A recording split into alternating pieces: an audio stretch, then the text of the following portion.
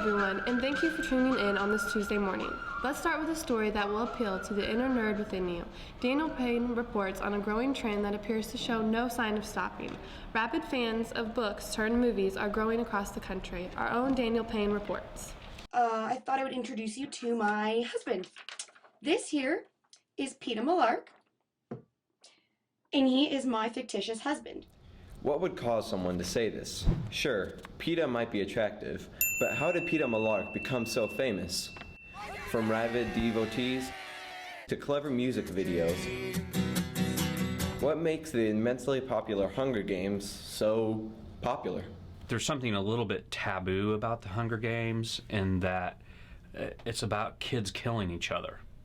And so there's something sort of sensational about that. Just to give you a scope of the Hunger Games' success, according to the USA Today, the Hunger Games novel has been on their best-selling books list for over 136 consecutive weeks. But what best-selling book does not have a movie adaptation in the works?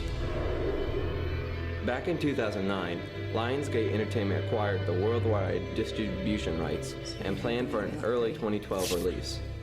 Author Suzanne Collins planned for the film to be PG-13. This was met with some controversy due to the book's brutal nature.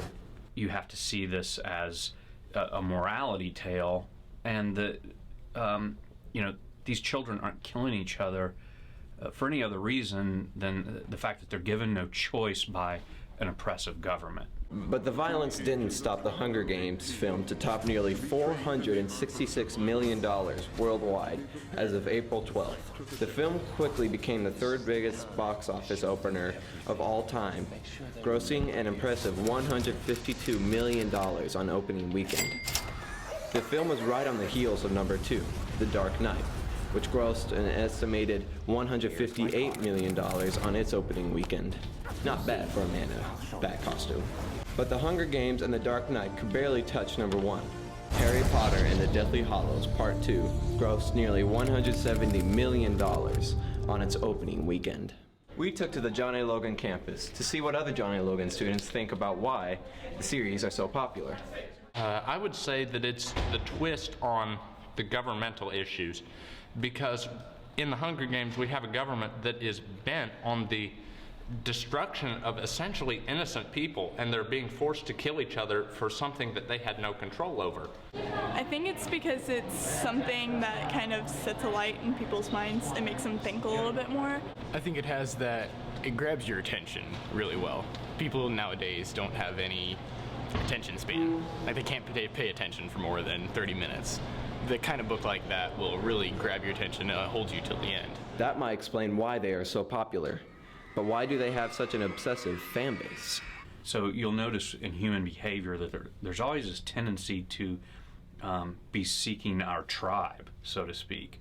And people express that in a lot of different ways, whether it be through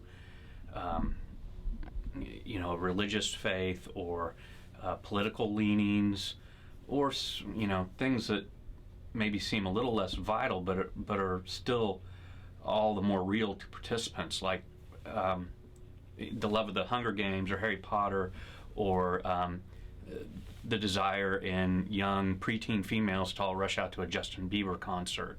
And so I think that part of what drives that is just the feeling of belonging to something. So what do students at John A. prefer? Harry Potter. Hunger Games by far. I'm going to go with Hunger Games. Definitely Harry Potter. We found that whether you're a Twihard, a Potterhead, or a Mockingjay, one thing will always be true. The odds will always be in these series' favor. Daniel Payne, The Morning News.